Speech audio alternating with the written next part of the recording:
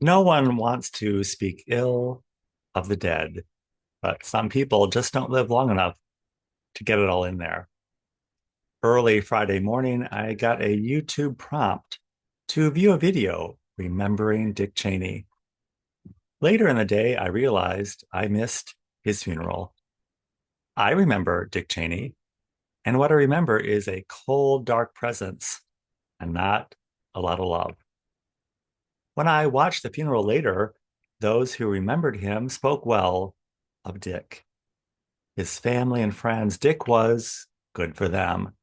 And the church, they shared the boilerplate creeds of the institutional church.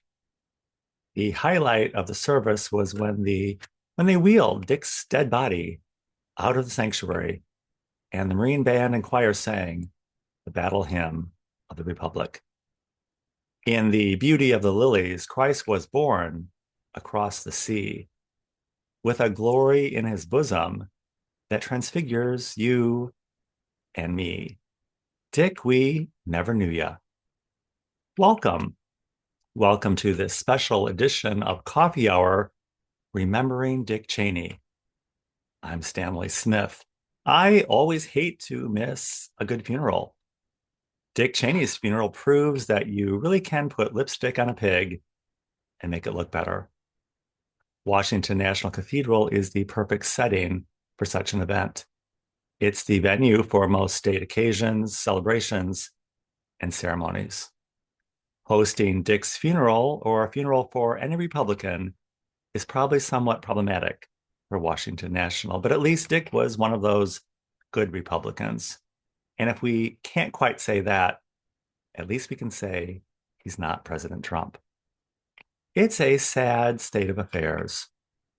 The eulogies by his daughter Liz and his doctor and President Bush were all glowing. Dick was good for them, was useful, and provided a service. There was no acknowledgement of his role in decision making that affected people adversely, economically, socially, and militarily. His doctor said Dick was a lucky recipient of a heart transplant, thanks to an anonymous donor. It's a good thing because it benefited him and them. Life is simple when your entire moral worldview revolves around what benefits you. And if anyone sees it differently, they're evil. Liz Cheney said Dick was a decent man. Jill Biden said the same thing about Joe Biden when he was running for president. Can't these people come up with anything better than that? Liz said early on in Dick's career, he had to decide which party he wanted to be part of, and he chose Republican, like it was deciding between Black Sox and Navy Blue. Perhaps, perhaps it is.